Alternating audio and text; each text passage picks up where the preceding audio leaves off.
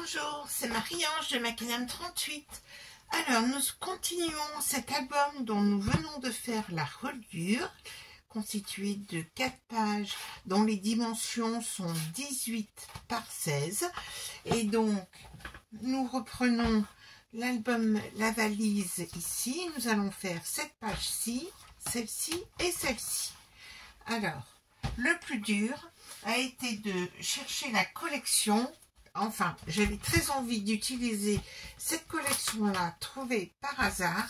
Le plus dur est de choisir les papiers. Et vous voyez qu'une alternance de couleurs claires et foncées. Vous comprenez mieux maintenant le choix de ma couverture avec ce bleu-là, qui ira parfaitement avec les papiers de l'album, je trouve, et qui, le côté fleuri et le côté jean, je trouve que cela rendra plutôt très bien. La première page, j'ai choisi un certain motif, et cette première page 30, tout comme celle-ci ici, eh bien, je l'ai d'abord coupée dans le sens de la hauteur, je l'ai coupée à 15-25. La page 30, je l'ai coupée en deux dans le sens vertical, c'est-à-dire que je me retrouve avec un morceau qui fait 15-25. Alors en général, j'utilise la graduation, donc 6 pouces pour avoir les 15-25 qui est sur tous les massicots, hein, donc 15-25 par 30,5. Ensuite, j'ai choisi un côté. Ensuite, cette demi-page-là, dans le sens vertical, j'ai fait un pli à 17,5. Un pli à 17,5. Puis, j'ai ôté 2 cm ici. Je dois avoir le morceau, voici. Le morceau ici, j'ai prélevé de manière à ce qu'ici il me reste j'avais 13 cm, j'ai enlevé 2 cm, il me reste donc 11 ici. Et donc couper une bande de 2 cm, eh bien, qui fait par 15,25. Pourquoi j'ai besoin de ce petit morceau-là? C'est pour recouvrir la flippette que je vais coller sur la page. Alors, dans les chutes, vous savez, quand on a coupé nos pages là, on avait des chutes de presque 3 cm par rapport à nos 18 cm de page. Donc, j'ai prélevé un morceau de 2 cm. Je vais faire un pli à 5. J'essaie de faire une flippette qui soit très rigide.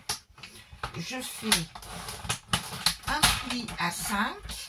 Et ce pli à 5, je vais le plier une fois, 2 fois, de manière à avoir 3 petits morceaux de 5 cm, de manière à avoir quelque chose de rigide. Je coupe et je vais mettre de la colle à l'intérieur ici.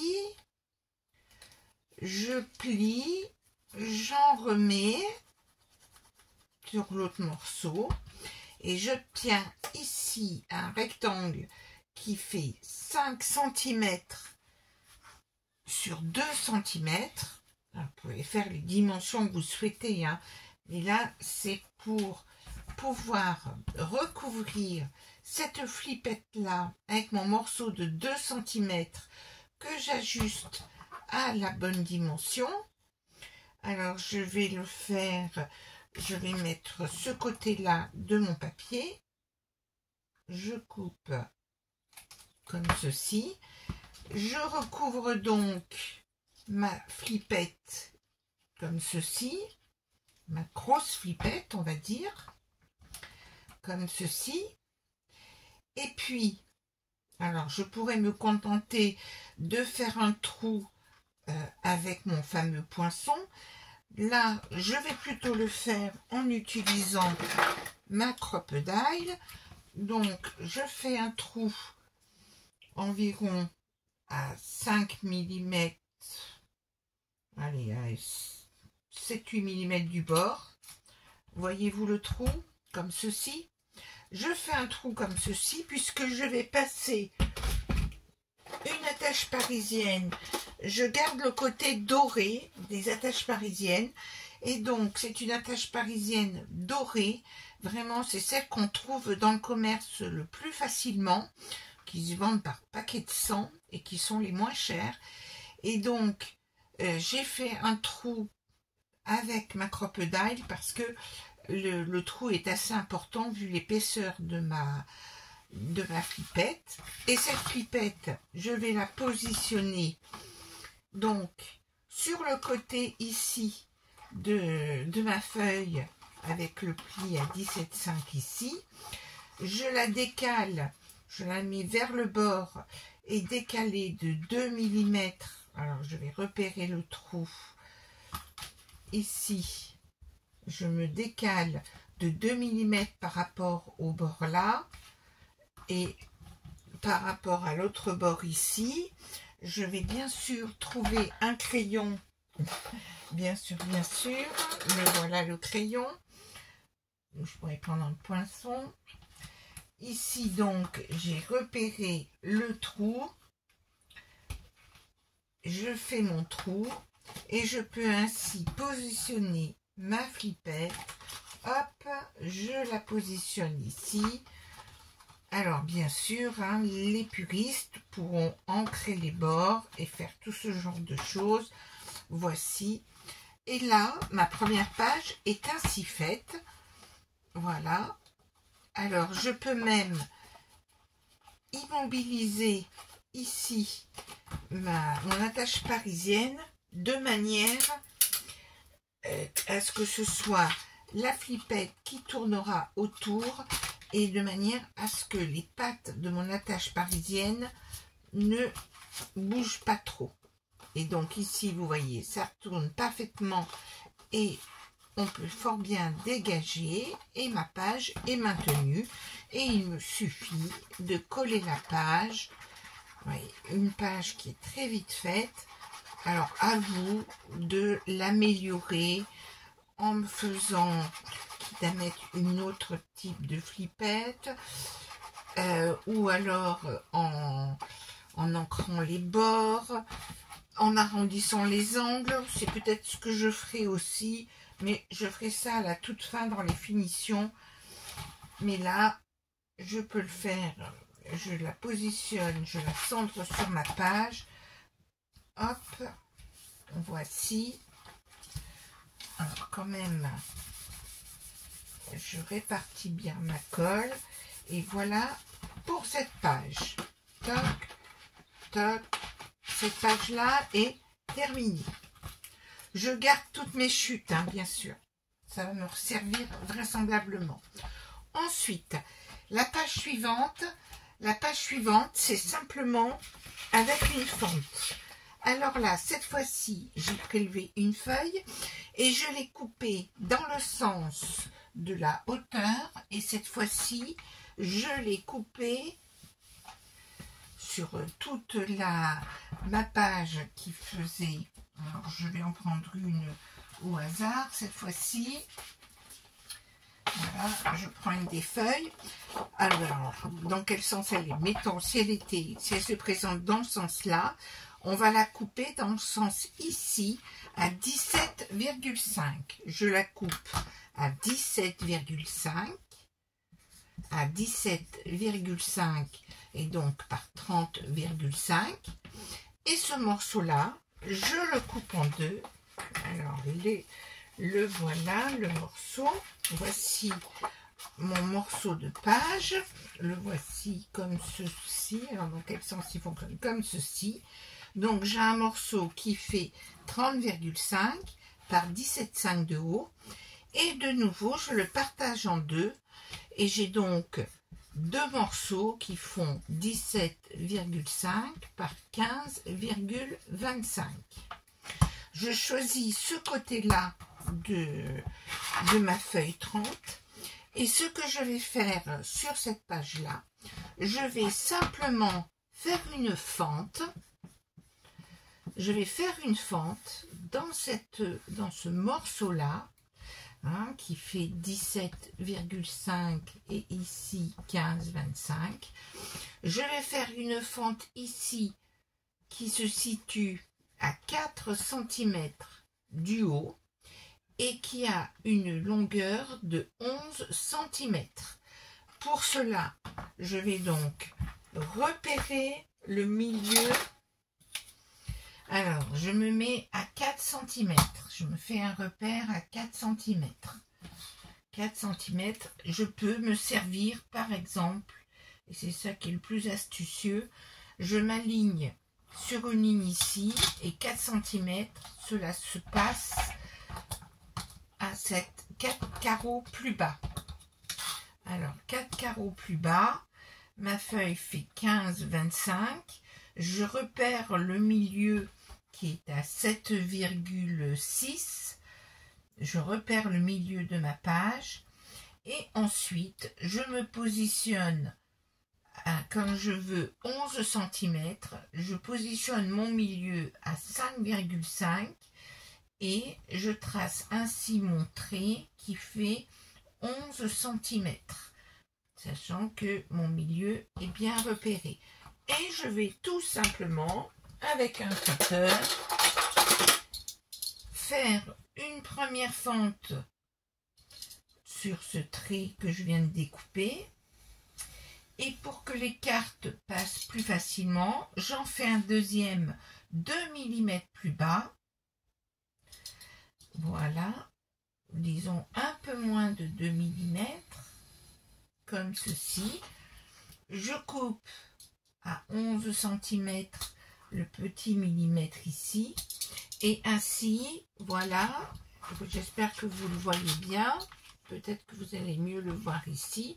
J'ai donc fait ma petite fente et j'ai ce petit morceau-là. Voici. Alors ensuite, ce qu'il faut faire, parce que nous allons glisser une carte à cet endroit-là. Les cartes, je les ferai après parce que je me servirai des chutes. Vous voyez, il y a une carte qui va rentrer ici. Alors, il ne faut pas que ma carte tombe, sorte de ma page. Donc, je vais la bloquer ici en bas. Comment je vais la bloquer? Avec du scotch double face. Je prends du scotch double face et je vais mettre du scotch double face pour que ce soit bien net. Si je faisais à la colle, ça baverait, ça serait pas correct. Je mets donc du double face ici. Je vais donc, je ne sais pas où est mon super plioir, donc je vais le couper comme ceci. Et puis je ne veux pas non plus que ma carte se promène à l'intérieur, donc je vais mettre aussi du double face autour à la limite des 11 cm pour bien bloquer la chose ici. Idem de l'autre côté. Et donc cela délimite la partie où je ne mettrai pas de colle, parce que les cartes vont être logées à cet endroit-là. En revanche, ici, on va pouvoir mettre de la colle, bien sûr. Donc, tout de suite, je peux le faire d'ores et déjà. J'enlève le double face et je vais donc mettre de la colle. Alors, si vous voulez, je vous montre. Je dessine ici, j'ai mis du double face ici, j'en ai mis en bas, on est au dos de ma page, hein, bien sûr, et ici. Et tout le reste ici, je ne pourrais mettre de la colle, mais pas dans cette partie-là. Mais au-dessus, je pourrais en mettre, bien sûr. Je finis d'enlever mon scotch double face, je prends ma colle et j'en mets sur le haut, sur les côtés où il n'y a pas le double face. Si vous êtes riche en double face, vous pouvez en mettre de partout, hein. Mais là, quand même, cette colle fonctionnant très bien. Voici pour cette partie-là. Voici. Et donc, il suffit que je colle ma page ici. Alors, visez bien parce que comme il y a du double face, vous ne pourrez plus bouger votre page par la suite. Donc, soyez attentifs quand vous la posez parce que c'est définitif entre guillemets. Et voilà, j'ai collé ma page ici et donc vous voyez que mes cartes rentreront parfaitement à l'intérieur. Voici pour cette page-là. La page suivante, c'est une cascade. La cascade, j'ai déjà fait moult fois le tuto. Je recommence à le faire. Dans cette collection-là, avec cette collection-ci, il y avait, c'est ça qui m'a intéressé, les cartes avec les couleurs, comme ceci. Et donc, qu'est-ce que je vais utiliser? Pour que ce soit assorti, j'utilise mon deuxième morceau, le morceau qui était là, mais je vais l'utiliser de ce côté-là, sachant que ça sera une façon d'utiliser le verso de cette page. Hein. Donc, vous voyez, si vous le faites avec du papier action, avec celui-ci, vous allez vous organiser avec vos couleurs de page. Alors, quand on va mettre une cascade, ça veut dire que là, on n'aura pas besoin de faire quoi que ce soit sur cette feuille. On va simplement coller cette partie-là sur la page. Mais encore faut-il réaliser la cascade. J'ai donc prélevé une grande feuille de cardstock, le rose pâle, et j'ai donc découpé 6 morceaux, 6 fois.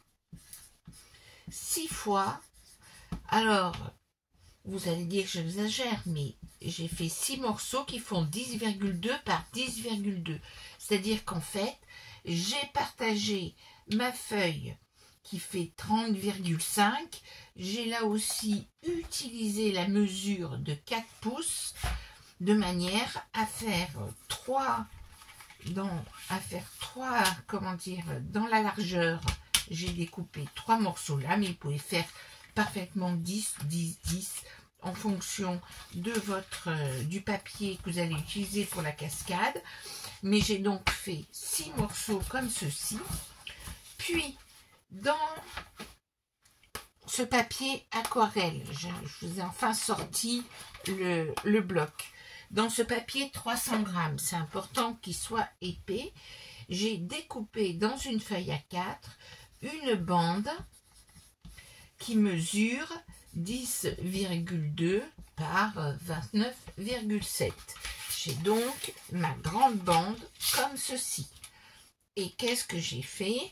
J'ai fait à l'extrémité de ma bande, j'ai fait 6 plis de 1 cm. Tout simplement, comme ceci. J'ai fait un pli, 2 plis et j'en ai fait 6. J'ai ensuite marqué ces 6 plis. 1, 2, 3, 4, 5, 6. J'ai marqué mes 6 plis, j'ai retourné ici et j'ai mis du scotch double face. Mais cette fois-ci, j'ai pris le scotch double face qui mesure 9 mm, qui va parfaitement dans mes plis de 1 cm. J'ai donc mis mes 6 morceaux de scotch ici. Ensuite, qu'est-ce que j'ai fait? J'enlève, je vais le faire maintenant. Alors, c'est quelque chose aussi que j'aurais pu faire hors caméra. Mais enfin, on va y arriver comme ceci. Donc, vous avez vu, je vais pouvoir mettre, j'ai replié mes 6 cm ici, comme ceci. Voilà, et maintenant, je vais simplement coller mes cartes qui font 10,2. Je vais les coller. Je commence par la première, ici, qui est le premier pli. Je colle la première carte. Si vous faites 10 cm, eh bien, vous collerez vos morceaux à 10 cm ici, comme ceci. Je colle la troisième carte. Je vérifie que je suis bien alignée aussi à cet endroit-là. C'est là que j'allais faire une bêtise. Je rectifie tout de suite. Voici. La quatrième carte.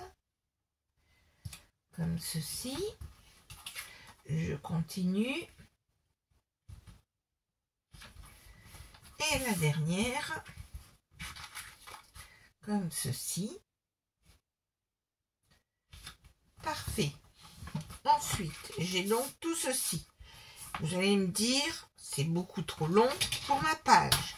Donc, ma page étant comme ceci, je positionne ma cascade ici et je fais un petit point de repère à 5 mm du bord ici. Hein, j'ajuste à la hauteur de ma page à 5 mm et j'enlève tout simplement ce morceau-là, ici, je l'enlève. Voici. Et comme ça, je suis sûre que ma cascade va rentrer ici. Je finirai de décorer cette cascade. Alors, la seule chose que je peux déjà m'amuser à faire, c'est d'arrondir les angles. Alors, je ne vais pas les arrondir, j'utilise cette perforatrice comme ceci, celle qui fait une jolie petite découpe à cet angle-là. Et pour que ma cascade fonctionne, il faut que je fasse le passant que je vais coller au dos de mes 6 cartes, sur la première carte ici. Alors, le passant, comment je vais procéder pour le passant? Pour le passant, je vais découper un morceau qui va faire 6 et 10, 5. Je vais découper un morceau qui fait 16,5 par 3 cm, c'est-à-dire qu'en fait, je prends toujours une de mes chutes qui fait environ 3 cm, hein, mes chutes de moi, quand j'ai coupé mes 18 cm. J'en découpe un morceau qui fait 16,5 par 3 cm, c'est un peu moins que 3 cm. Hein, ça fait 2,9, vous le savez, ça fait pas tout à fait 21 les pages de canson. Et puis, ce que je vais faire sur ce morceau de 16,5, comme ceci, je vais faire 2 plis à 3 de chaque côté, de manière à ce qu'au milieu, il me reste 10,5. Comme mes cartes font 10,2 et que ceci fait 10,2, cela va donc passer. À savoir que je colle, vous voyez, il faut que ce soit un peu plus grand que ma cascade, un peu plus grand ici pour que cela puisse passer. Et je colle tout simplement comme ceci.